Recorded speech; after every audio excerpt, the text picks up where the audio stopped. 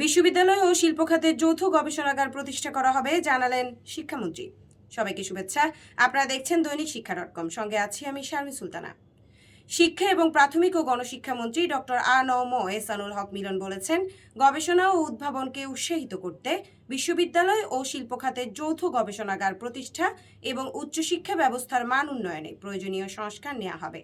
সোমবার শিক্ষা ও মানব সম্পদ উন্নয়ন সংক্রান্ত বিভিন্ন উদ্যোগ বাস্তবায়নের লক্ষ্যে আয়োজিত এক সভায় প্রধান অতিথির বক্তব্যে তিনি একথা বলেন। এই সময় শিক্ষামন্ত্রী আরও বলেন, বিএনপির নির্বাচনী ইস্তেহার 2026 অনুযায়ী শিক্ষা ব্যবস্থাকে আধুনিক, কর্মমুখী ও সময় উপযোগী করে গড়ে তুলতে সরকার অগ্রাধিকার ভিত্তিতে বিভিন্ন কর্মসূচি বাস্তবায়ন করবে।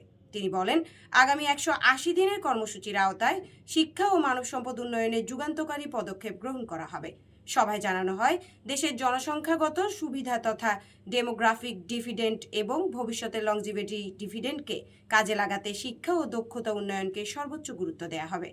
কর্মক্ষম যুব জনগোষ্ঠীর জন্য মানসম্মত শিক্ষা, দক্ষতা ভিত্তিক প্রশিক্ষণ এবং কর্মসংস্থানের সুযোগ সম্প্রসারণের উপর জোর দেওয়া হবে। একই সঙ্গে ভবিষ্যতের প্রবীণ জনগোষ্ঠীর সুস্বাস্থ্য, সামাজিক সুরক্ষা ও সক্রিয় অংশগ্রহণ নিশ্চিত করার পরিকল্পনাও গ্রহণ করা হয়েছে। সভায় আরও জানানো হয়, বিএনপির শিক্ষানীতির মূল লক্ষ্য হবে জীবনমুখী, কর্মমুখী ও উৎপাদনমুখী শিক্ষা ব্যবস্থা গড়ে তোলা। এই লক্ষ্যে শিক্ষা খাতে পর্যায়ক্রমে জিডিপির 5% বরাদ্দ নিশ্চিত করার পরিকল্পনা রয়েছে।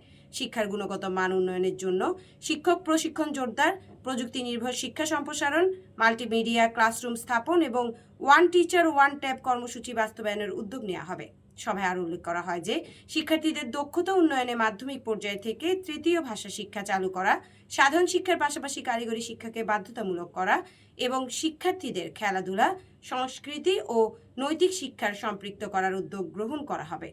পাশাপাশি শিক্ষা প্রতিষ্ঠানে স্বাস্থ্যসম্মত পরিবেশ নিশ্চিত করা, পর্যায়ক্রমে মিড ডে মিল চালু করা এবং শিক্ষার্থীদের জন্য ফ্রি ওয়াইফাই সুবিধা চালুর পরিকল্পনাও রয়েছে। শিক্ষায় বৈষম্য দূরীকরণ, বিশেষ চাহিদা সম্পন্ন শিক্ষার্থীদের জন্য উপযোগী শিক্ষা ব্যবস্থা, সর্বজনীন প্রাক-প্রাথমিক শিক্ষা এবং ডিজিটাল এডু আইডি চালুর বিষয়েও সভায় আলোচনা করা হয়।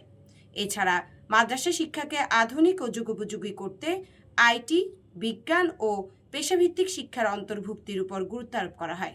বিস্তারিত দেখতে পাবেন শিক্ষা বিষয়ক দেশের একমাত্র পূর্ণাঙ্গ ডিজিটাল পত্রিকা দৈনিক শিক্ষা.com-এ। ধন্যবাদ সবাইকে।